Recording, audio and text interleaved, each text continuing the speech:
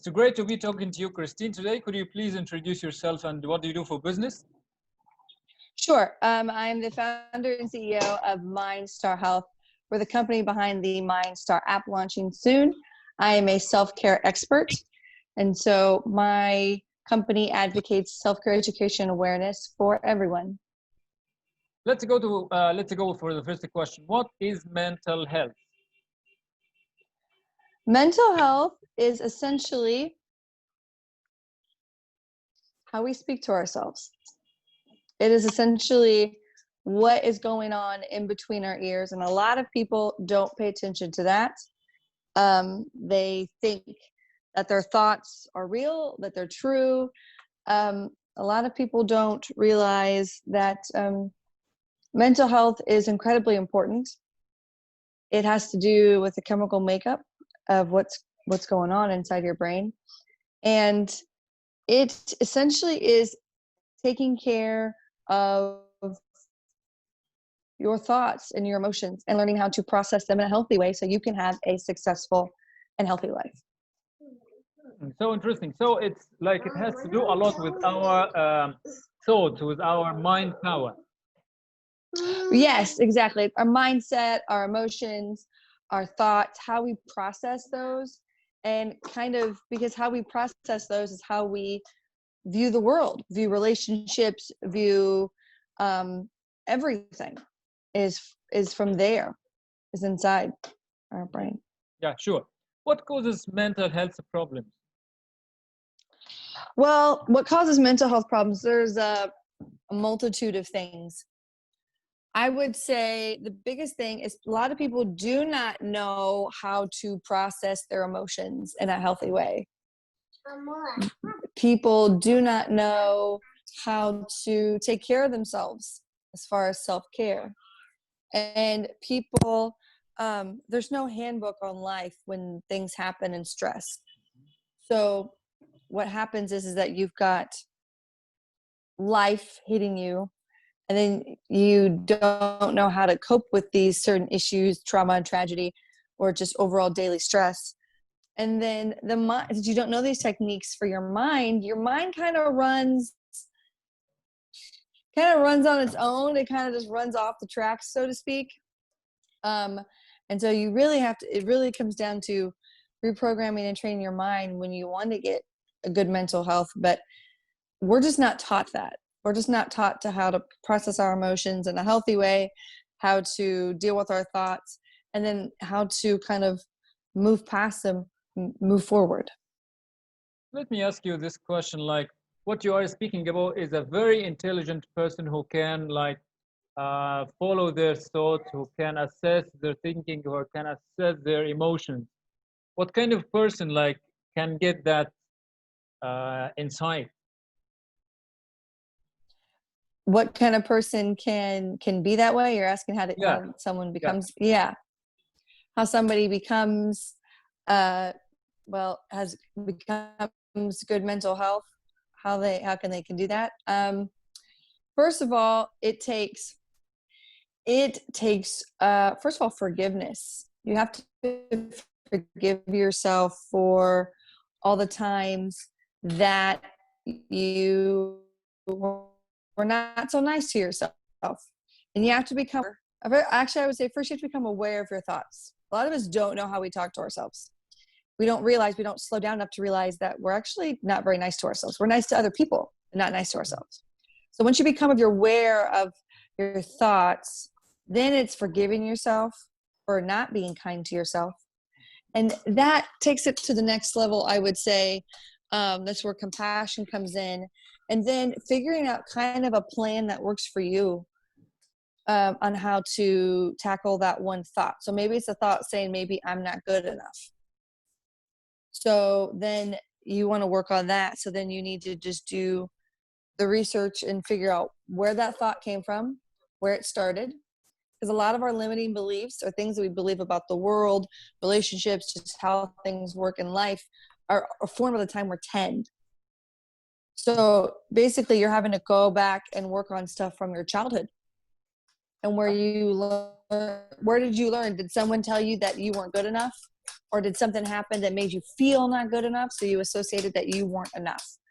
So it takes a lot of work, but honestly, it's worth it, because at the other side of that, I mean, once you overcome some of that stuff and you have a better mindset and you realize that you're not your thoughts and you can start to control your thoughts, that's when you can start changing your life and really making a difference in your life and impact others. Very interesting. Let's go to the next question. What are the available assessments to measure mental health? Well, it depends on where you're at, honestly, in the world. I mean, I think just if you were to able to just, your doctor should be able to give you, if you want a more clinical assessment, if when it comes to mental health. But honestly, just looking up, you know, signs of anxiety, or we have the internet at our fingertips with Google. So taking that opportunity to just use it to just say maybe mental health tips. If you want a more clinical assessment, that would be the way to go. Looking for, I know there's assessments online. If you look it up, you can go to your doctor's office.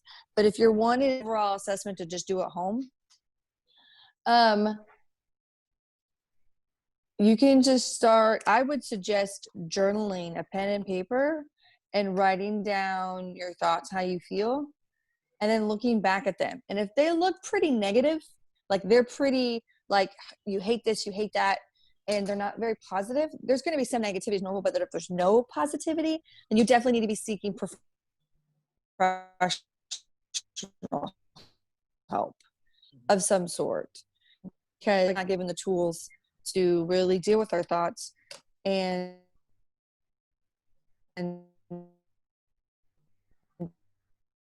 you're hurting other people. So you need to work on why you're hurting, especially if you're not very nice to people all the time. Okay. Let's go to the next question. Do willpower and passion help? Yes. The key is a lot of times when you are not in a good mental health state, you don't feel like you have a purpose.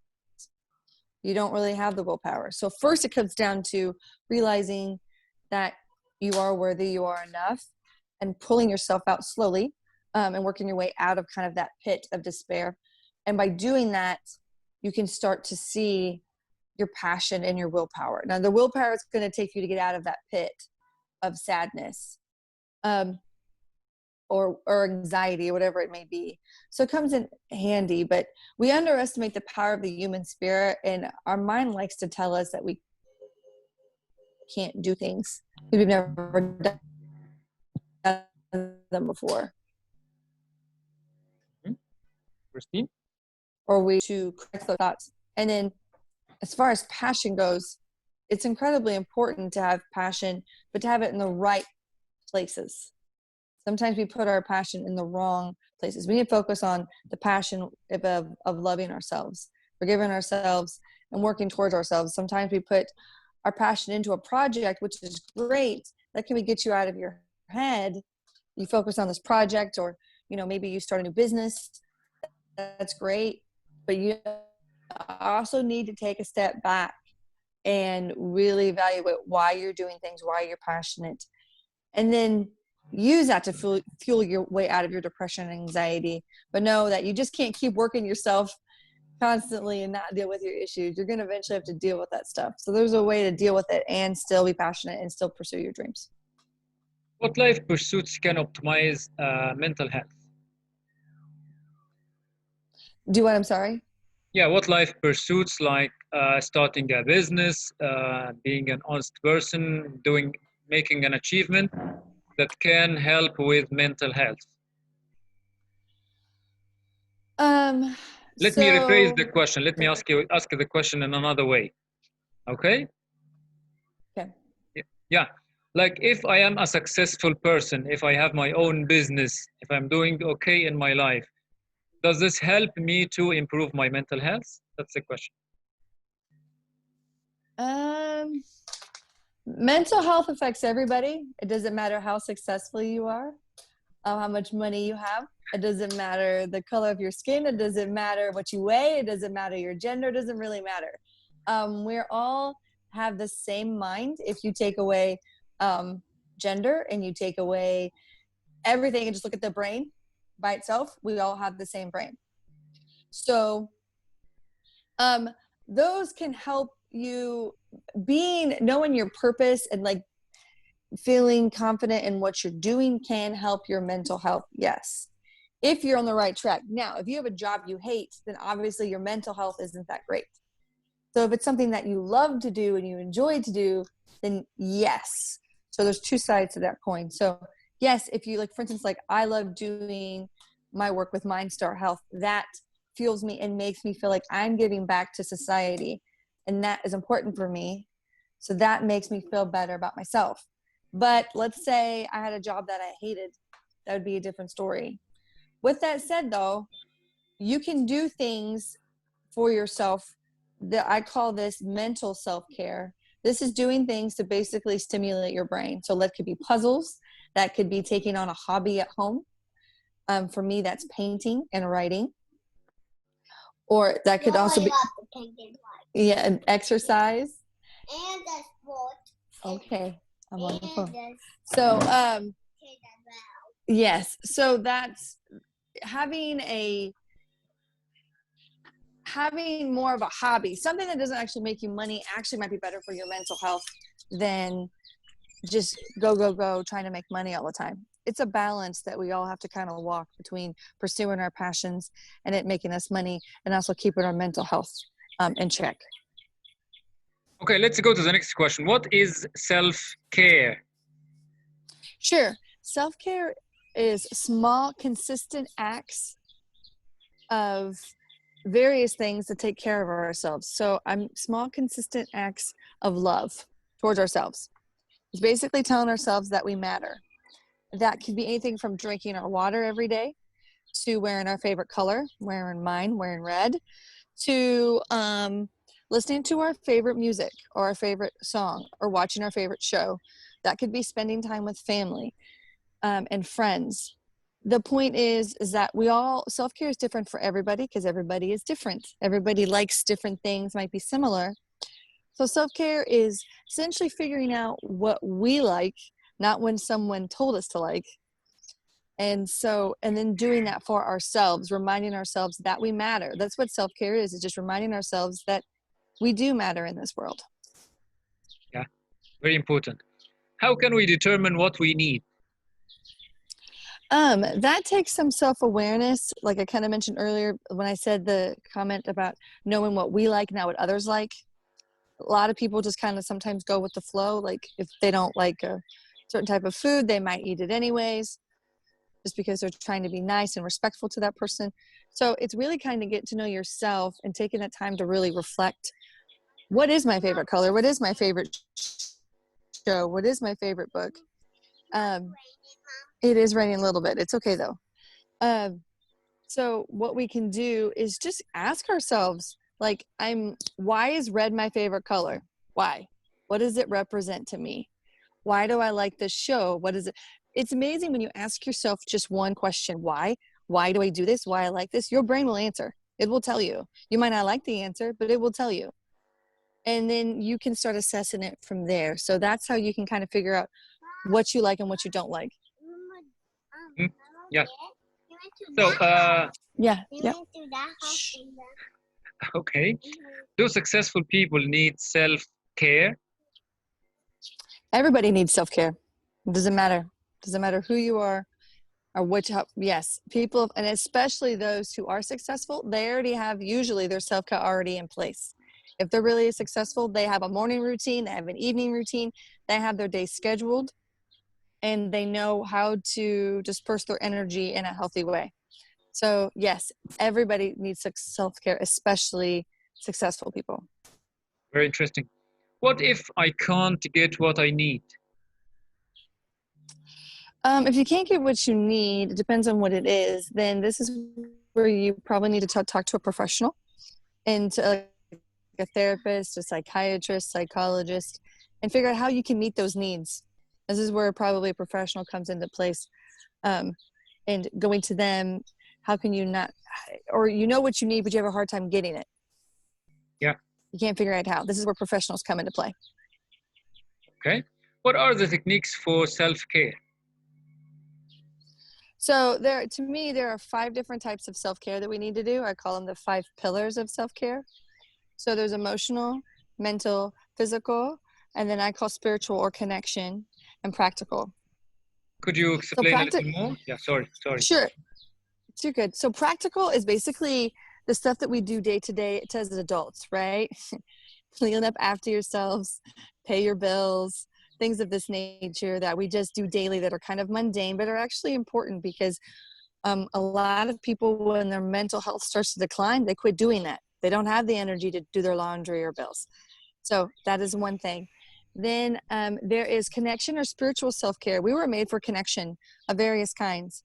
So that is connecting with someone or something outside yourself. So no matter your religious beliefs or your spiritual beliefs, we're all meant to connect with something. That can just be connect with nature. That can be connecting with your family or friends. We're made for connection. We're not meant to be alone in that regard. Then there is the physical self-care is very obvious. That's eating healthy and exercising. That's finding out what works for you when you're exercising and doing that. Finding a good routine that works for you. Then there is mental and emotional. Mental, I talked about already, is just basically stimulating the brain. Puzzles, projects, keeps your brain sharp. Even people who have like brain injuries, they're actually recommended to play like app games like Candy Crush and things like this because it keeps them mentally sharp. So that works for you. So even though a lot of people say get off your game, you're playing your game too much, it's actually beneficial for your brain to actually play games. Just maybe not all day. And the next one is the most important is our emotional self-care. That's when I was talking about what mental health is. That's keeping that in check because it doesn't matter how fit you are. It doesn't matter how much money you make. It doesn't matter what you look like.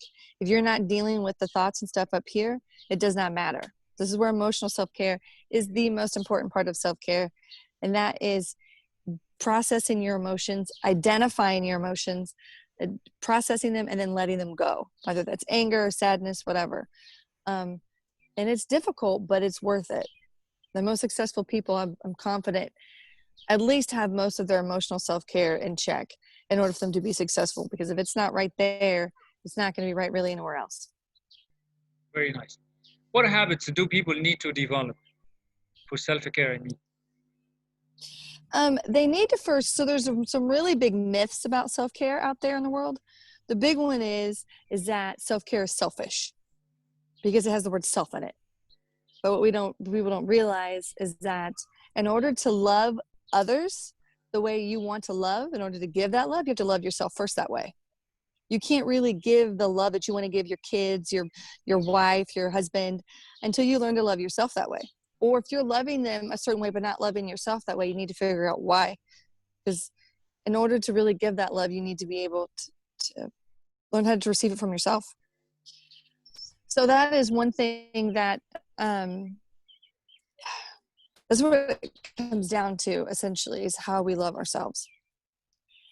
And I just kind of spaced out. So what was your question again? I'll keep going. Yeah, I said, what habits do people need to develop to? Habits. Thank you. So that's the one habit is learning to love yourself that way. That comes with compassion. That comes with forgiveness. That comes with understanding. That comes with awareness. So that's the first thing. And then I would say when you really want to get into your self-care, I would pick like 2 or 3 things to add to your schedule. Don't pick like 5 things, so maybe your goal is start with small goals and work your way up. So maybe that's drink more water. So then you can figure out a way to how to get yourself to drink more water. And then you can Google how, there's tons of ways to figure out what works for you and how to get you to drink more water. Maybe that is taking what I have to do, which is a timeout, which is basically I stay away from my phone for 30 minutes and I meditate and journal. And that I put myself, I say, as a mommy timeout.